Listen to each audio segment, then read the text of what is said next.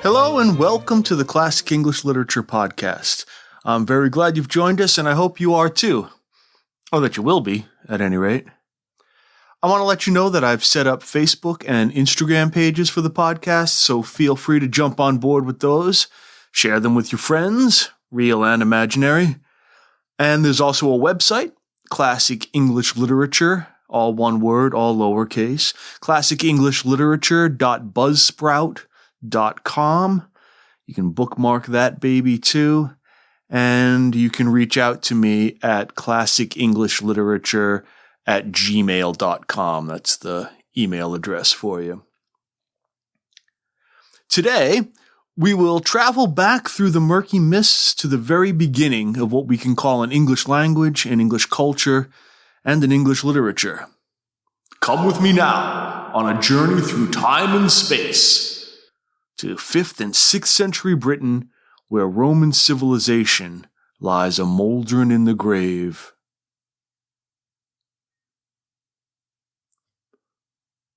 Wondrous is this wallstead, wasted by fate.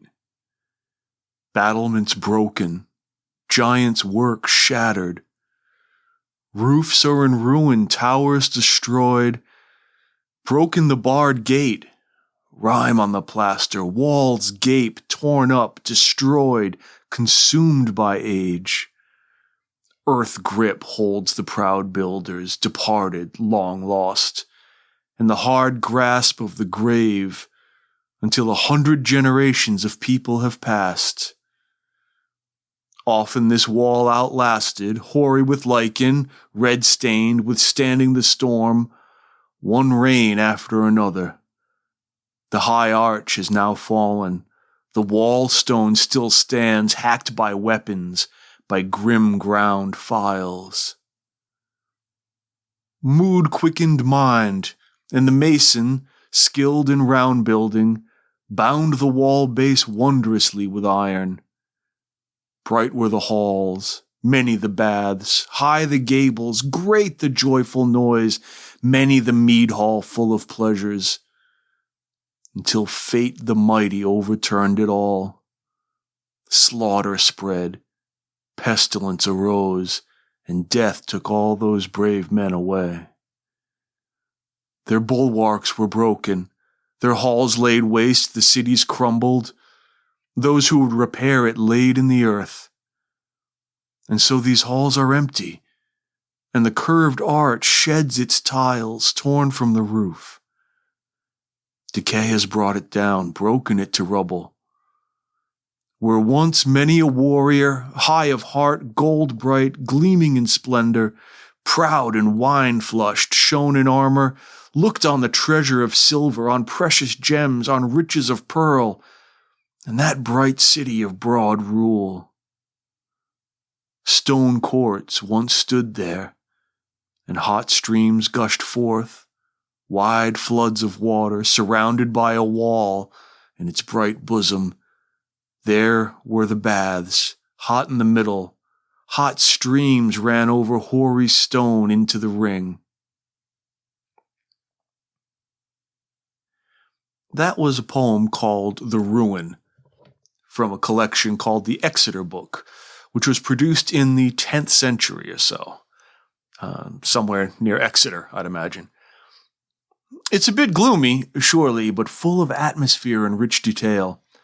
It's told from the point of view of a traveler, or an immigrant, or an ordinary fella, out for an afternoon ramble who has stumbled upon the ruins of a Roman bathhouse.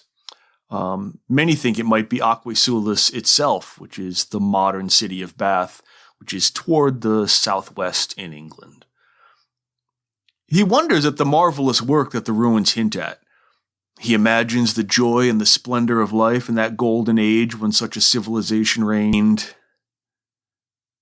He laments its destruction, and he's humbled by its antiquity. This was the work of giants. And yet, this poem was written in a language we called Old English, a language that developed from the languages of 5th century Germanic peoples from the north of Europe, in what is now Germany and Denmark predominantly. So what is a Germanic speaker doing at the Roman ruins of Bath? Well, he may be among the people who caused those ruins. You see, the fellow was what we now call an Anglo-Saxon, a descendant of those northern European tribes called the Angles, the Saxons, and the Jutes. And starting around about the year 450, they began settling in the land that was, at the time, called Britannia. Britannia had been a part of the Roman Empire for about 4 centuries. Julius Caesar himself had tried to conquer the island in 55 BC, a bit giddy from his successes in Gaul, but further glory was denied him there. It wasn't until nearly a century later that the Emperor Claudius successfully brought Britannia into the empire in 43 AD. Now, during those 4 centuries, the Celtic natives of the island, called Britons, were thoroughly Romanized. Trade, manners, customs, and politics all eventually conformed to a Roman model. Roman paganism, and eventually Christianity, supplanted indigenous religions. You've probably heard of the Druids. For all intents and purposes, Britannia was as Roman as anywhere else in the empire. But beginning in the late 4th century, Rome felt the pressure of its own internal corruption and mismanagement, as well as aggression from people on its frontiers, especially in Central Europe. And so in the year 410, the Emperor Honorius recalled the last legions to the Eternal City and the last vestiges of Roman rule from Britannia. So long and thanks for all the fish. Put out the cat, put out the light. It's bedtime. Now, this left the Britons in a bit of a muria, a jardiniera, a pickle, if you will. And I think you should. And this pickle was the garnish of the great charcuterie platter that comes to be called the Adventus Saxonum, the coming of the Britons. That was a weird analogy. There's been a bit of a scholarly brouhaha over the last few years about whether or not the Angles and Saxons invaded Britannia. It's now pretty generally accepted that what we have over the course of the 5th century is a gradual incursion of Germanic peoples, which simultaneously mingles with and displaces the Romano-British. Surely, there was the strife and violence that accompanies many mass migrations. But the notion that there was a wholesale invasion and slaughter of the native peoples has pretty much been left behind. So where did this somewhat erroneous notion come from? The villainous Bede. Well, the Venerable Bede. From a Northumbrian monk, who's called the Venerable Bede. He's the first English historian. His book, The Ecclesiastical History of the English People, which comes from about the year 731, tells the story of how the British king Vortigern invites the Anglo-Saxons to come as a hired army to protect Britons from marauding Scots and Picts. Those are tribes from what's now Ireland and Scotland, since the Roman legions were no longer there to provide that vital service. So he hires them as mercenaries. Now, it turns out the Angles and the Saxons would presume on that invitation and eventually refuse to leave. After all, they had the axes. Here's Bede. In the year of our Lord 449, the nation of the Angles, or Saxons, being invited by the aforesaid King Vortigern, arrived in Britain with 3 ships of war, and had a place in which to settle assigned to them by the same king, in the eastern part of the island, on the pretext of fighting in defense of their country, whilst their real intentions were to conquer it. Accordingly, they engaged with the enemy, who were come from the north to give battle, and the Saxons obtained the victory. When the news of their success, and of the fertility of the country, and the cowardice of the Britons reached their own home, a more considerable fleet was quickly sent over, bringing a greater number of men, and these, being added to the former army, made up an invincible force. The newcomers received of the Britons a place to inhabit among them, upon condition that they should wage war against their enemies for the peace and security of the country, whilst the Britons agreed to furnish them with pay. Those who came over were of the three most powerful nations of Germany, Saxons, Angles, and Jutes. So there you have it. Not, strictly speaking, historically accurate, but certainly a ripping yarn. And while not particularly factual, it is true in the sense that this story functions as a creation myth. The Genesis story, if you like, of the English identity. The idea that Englishness was a thing, distinct and whole unto itself. Not Celtic, not Roman, not German. This concept, as it develops, will have a massive impact not only on European, but global history and literature. And we'll see that as the podcast progresses. Now, traditionally, the development of a distinct culture relies on three things: a defined territory, common gods or a common religion, and a common language. The language that developed after the Anglo-Saxon settlement is now called Old English. Now, this is a somewhat technical term. It's not merely an older English, like my students complain about when I introduce Shakespeare. Oh, I can't read that Old English. I gleefully and pedantically tell them that since he's writing in the 16th and 17th centuries, Big Bill uses early modern English. Old English is about 1,000 years older than that. It traces its origins to the West Germanic Ingvaeonic group of languages. There are only maybe 200 manuscripts with about 3.5 million words containing any Old English still in existence. And these are quite late, from about the year 900 and again maybe around 1100. About 15% of our modern language comes from this earliest form. The common words you use every day: home, man, hand, this, that sort of thing. Old English has a very different pronunciation, a very different grammar, a very different syntax, and even a different alphabet than modern English. Now, to give you a sense of what Old English sounded like, let me recite a text that may be familiar to you. See if you can tell what it is. Here it goes. Fere ura, thutha eart and heavonum. See thee nama ye helgod, to become thin richer, ye worth thin willa, on earthon swa and heavonum.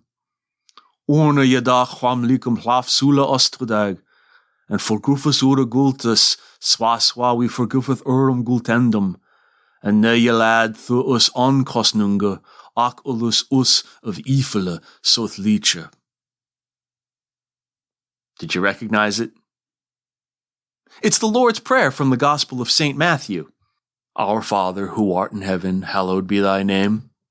Fere ura thutha eart on heavonum, si thee nama ye helgod. Yeah. Now that you know, maybe some of the words become more recognizable. Fader for father, heavonum for heaven, ifle for evil.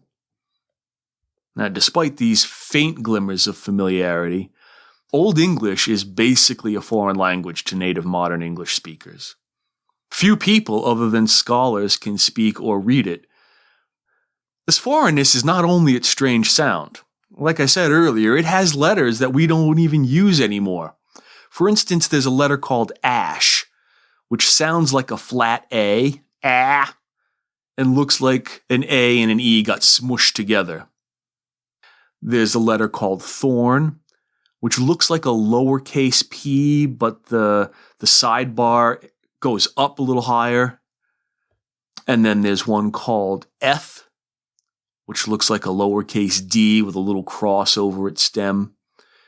Thorn and eth indicate the th sound, th or th, depending on if it's voiced or voiceless, whether or not you use your vocal cords to make that sound. So thorn is eth, th, as in theology, and eth is th, as in the car. Old English also had a very different grammatical structure. It's what's called an inflected language, which means that the spelling of a word will differ depending on what function the word has in a sentence. Now, we still do this today a little. Modern English is an uninflected language. So, for instance, we add an S to a noun to indicate that it's plural, cat versus cats. And we add M to who in order to indicate that we're speaking in the objective case, though this one is falling away, the difference between who and whom. Yeah, that's sort of the last big Old English inflections that we still have. We'll change the middle of verbs to indicate tense, like run will shift to ran. Those are Old English inflections, and we have a few of them left, but mostly we've gotten rid of ours. Like I said, ours is an uninflected language nowadays. The Anglo-Saxons used inflections all the time, to the point that word order was not necessarily the main determinant of meaning. Now, in modern English, let's take a noun, for instance. A noun can have 5 different functions in a sentence. It can be the subject of a sentence. It can be the direct object of a sentence. It can be the indirect object of a sentence. It can be the object of a preposition. And it can be what's called a predicate nominative or a predicate noun. Now, we know in modern English what function the noun is providing in a sentence based on its word order. So if we have man bites dog, the order of the nouns man and dog indicate that the man is doing the biting and the dog is getting bitten. But in Old English, you could rearrange those words in any order because the word order wasn't what told you what was the subject of the sentence, the doer of the action, and what was the object of the sentence, the thing that received the action. The way you spelled it told you if it was a subject or an object. So word order didn't matter, so they could mix it up a little bit. Now, for a long time, what we call Old English literature was not written down. Writing was primarily reserved for bureaucratic or political functions, like keeping tax records or promulgating laws or counting sheep. The earliest literature was composed and transmitted orally. It was spoken, it was sung. In fact, the very first poem in the English language is a song. It's called Caedmon's Hymn. Now, we can thank the Venerable Bede for preserving this poem for us. In his history, he recounts the story of the poem's composition. Now, here is my liberally adapted version of events. So we're in the late 7th century, in what is now called the Abbey of Whitby, and there's a young lay brother who cared for the abbey's livestock, and his name was Caedmon. Every night after dinner, the monks of the abbey would tell tales and compose songs and entertain each other because they didn't have Netflix or podcasts. But alas, poor Caedmon could not sing. He knew not the art of making song. And so, stoop-shouldered and bleary-eyed, Caedmon would slip unobtrusively out of the refectory to the stable and weep himself to sleep among the cows and the chickens and the donkeys.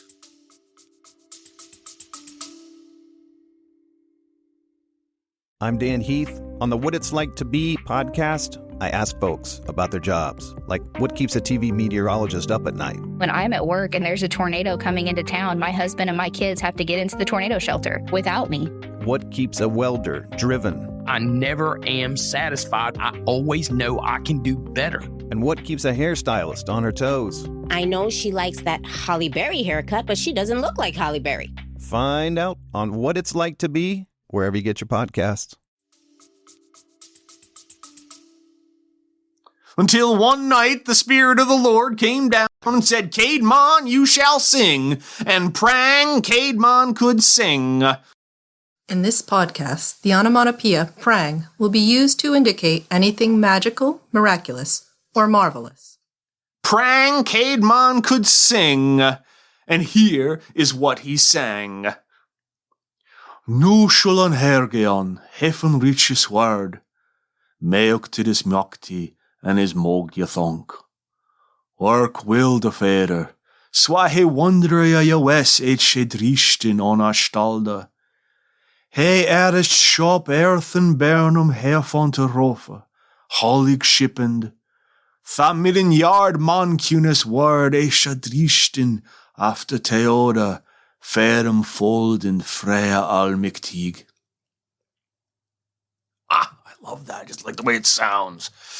There are a number of modern English translations based on at least 5 Old English variants. We get different texts from different places. Here's one by a poet named Michael Birch. Humbly we honor heaven kingdom's guardian, the measurer's might and his mind plans, the goals of the glory Father. First he, the everlasting Lord, established earth's fearful foundations. Then he, the first shop, hoisted heaven as a roof for the sons of men. Holy Creator, mankind's great Maker. Then he, the ever-living Lord, afterwards made men Middle Earth, Master Almighty. Translation's a bit loose, but it does a great job preserving some of the characteristic devices of Anglo-Saxon poetry. Old English, the poetry, is composed in what's called alliterative accentual verse. That's alliterative accentual verse, which means the poetic line is not measured by the number of syllables, which we might be more familiar with. Old English poetry didn't use the concept of syllable count. What it used was the number of heavy stresses in a line. Like the syllable that takes the beat, the heavy pronunciation. Now, those stresses in Anglo-Saxon poetry are often combined with repeated consonant sounds, which are called alliterations, as you might know. Alliteration, it's almost the opposite of rhyme. Whereas rhyme matches the end sounds of words, cat, bat, rat, alliteration matches the beginning sounds of words. Think of like the nursery rhyme, Peter Piper picked a peck of pickled peppers. The repeated P sounds not only play havoc with my pop screen on the microphone, but they're also alliteration. By the way, I've always been troubled by the erroneous chronology of that nursery rhyme, right? You can't pick a pickled pepper. You gotta pick it before you pickle it, right? Anyway, to digress. If we return to the original Old English version of Caedmon's hymn, we can clearly see and hear the alliterations. Line 3 is a really good example. Work will de fader swahe wondria yawes. Here we get these W sounds. We get a couple in the first half of the line and a couple in the second. Now this is pretty typical of Anglo-Saxon verse. Their lines often, but hardly invariably, contain 4 heavy beats reinforced by alliterative sounds, usually 2 in each half. The line is split in half by what is called a caesura. A caesura is a pause in the middle of the line. Now, if you open up any book that contains Old English poetry, you'll see that modern editors often mark the caesura, that pause, by adding extra spaces between the 2 halves of the line. So the caesura not only helps control the line length, but it's also a very practical device. For oral poetry, poetry that's recited or sung aloud, it's really quite handy to include a place for the poet to breathe. The translation that I read by Michael Birch does a good job trying to preserve those devices. And that can be difficult to accomplish. Like in the last line, afterwards made men Middle Earth, Master Almighty. That's great. A final hallmark of Old English poetry is a device called the kenning, Kenning, and it comes from the Anglo-Saxon word to know, to ken. We still can hear the verb ken in some dialects of modern English, but it's rapidly dying out. But you may have heard the phrase, beyond one's ken or beyond my ken, like saying, I really don't understand this economic policy. It's beyond my ken. Anyway, the kenning is a type of metaphor that's made up of two compound nouns. So, for instance, in Caedmon's hymn, the word thoughts, or the idea of thoughts, are described as mind plans, or mogjathonk. God is described as the glory father, Wuldefader, and earth as Middle Earth, Middenjard. So you see, you take this idea of thoughts or God or earth, and you create a metaphor for those ideas using two nouns, right? Mind plans, glory father, Middle Earth. Now, some of you of the nerdier persuasion, and if you're listening to this, that is probably the preponderance of you, might recognize the idea of Middle Earth from J.R.R. Tolkien's The Lord of the Rings. In fact, Tolkien was an Oxford professor of Anglo-Saxon, and he is quite responsible for the fact that Old English literature has been treated over the last century or so as art, as literature, and not just an anthropological curiosity by these old-time barbarians. Now, the poem, Caedmon's hymn, praises God as the creator of the world and portrays that creation as both an intellectual and a physical task. That's what I like about this poem. It is work. Here, the work is planned and measured, right? Caedmon said that heaven is a roof whose rafters and joists are hoisted into place. God is a worker, a builder, a carpenter, a joiner, and a draftsman, right? He has plans. Caedmon calls him a shop, which literally means shaper. The singers of Anglo-Saxon poems and tales were called shops because they used words to shape stories. God is the great shaper, the great storyteller. And it's reminiscent of the way God creates the world in the Genesis story, right? If you remember your Sunday school, in the first book of the Bible, God creates the world by speaking. And the Lord said, "Let there be light." That kind of goes back to my idea about language being the creator of the reality in which we live. I like that idea, and I think it's tied. I think the writers of the Bible maybe had a similar idea, speaking things into existence. I love that. Anyway, the word shop is where we get our modern word shop, as in shop class, where students are taught carpentry, metalwork, and mechanics. They learn to become shapers. And as consumers, we shop for the goods they produce. Not only is God the great maker, but Caedmon insists that he is a father, a guardian, who works for the protection and provision of humanity. This making has a purpose, us. Heaven and Middle Earth are made, quote, for the sons of man. One gets the sense that this creation, this building, is eternal, right? That the work of God is, quote, ever living like God itself, which is quite the opposite of the building in The Ruin, the poem that opened today's show. In that poem, the overwhelming sense is of temporality, time's passage, and mutability, the inevitable changeableness of all things.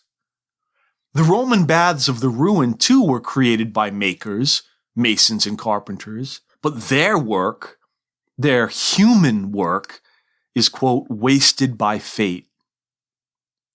There is no wasting in Caedmon's poem. For Caedmon, the mind plans established by the Wuldefader are everlasting. This notion of permanence, eternity, immutability will feature in much Old English literature and even beyond. Caedmon's hymn is a quite orthodox poem, unsurprisingly for a poet from an abbey, and hints at many of the themes and obsessions of medieval literature.